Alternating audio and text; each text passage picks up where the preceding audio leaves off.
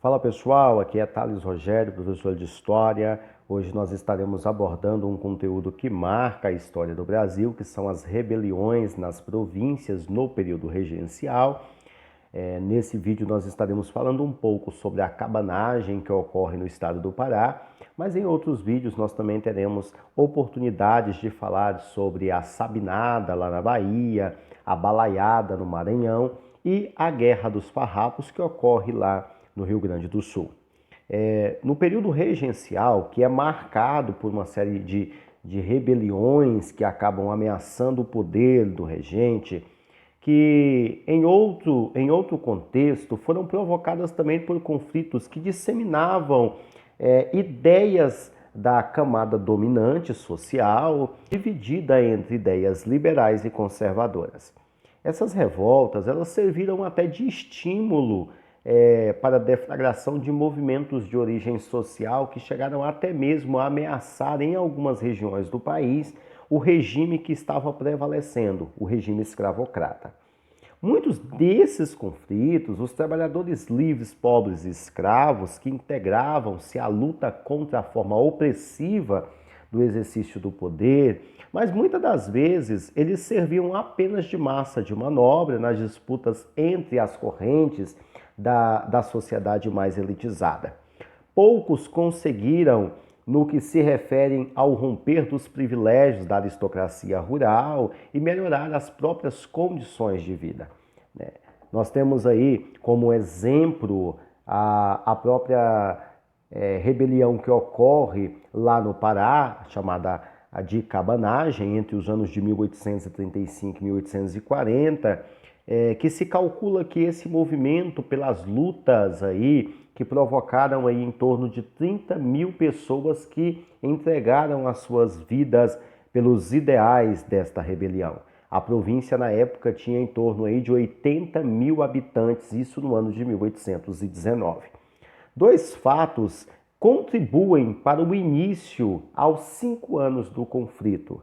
Dentre eles nós podemos citar o inconformismo de fazendeiros e comerciantes contra o presidente nomeado pelo poder central e a péssima condição de vida, principalmente a situação de miséria que a população estava naquele momento.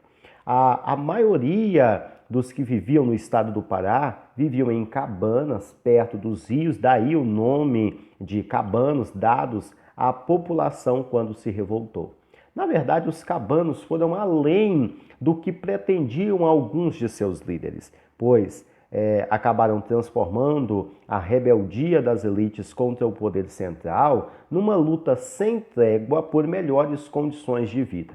No ano de 1835, os cabanos acabaram depondo o presidente da província e ocuparam a capital do estado, que é Belém. 3 presidentes rebeldes se sucederam ao poder. O primeiro presidente foi o fazendeiro e comerciante Félix Malcher, que acabou sendo acusado de traição e de juras de fidelidade ao imperador. O próprio Félix Malcher foi deposto pelo chefe militar dos cabanos, um homem chamado Pedro Vinagre, que assume o poder em seu lugar. Pouco tempo depois, Pedro Vinagre abandona o poder ante aos ataques das forças do governo central, apoiado por um mercenário inglês chamado John Taylor. Eduardo Angelin tornou-se o terceiro presidente rebelde. Entretanto, pouco mais de um ano depois de tomar Belém, os cabanos tiveram de se retirar para o interior e os últimos rebeldes, aí em torno de 1.000 pessoas, só se entregaram no início do ano de 1840, que é chamado o ano da maioridade. A Guerra Civil no Pará, ela se deu no lugar de incrível atrocidade. Um homem chamado Arthur Reis, que inclusive é abordado pelo historiador Sérgio Buarque de Holanda, em sua obra História Geral da Civilização Brasileira, ele acaba relatando que mesmo os suspeitos de rebeldia, que eram caçados como sendo animais ferozes, sofriam ataques bárbaros e muitos deles acabavam até provocando a morte por meio da sessão de tortura e por meio ali da forte repressão, principalmente do poder centralizador. Bem, esse foi mais um resumo de história, falando aí um pouco sobre a cabanagem que ocorre no estado do Pará entre os anos de 1835 e 1840, que foi um forte movimento que marca principalmente a história desse estado. Muito obrigado, até o nosso próximo comentário.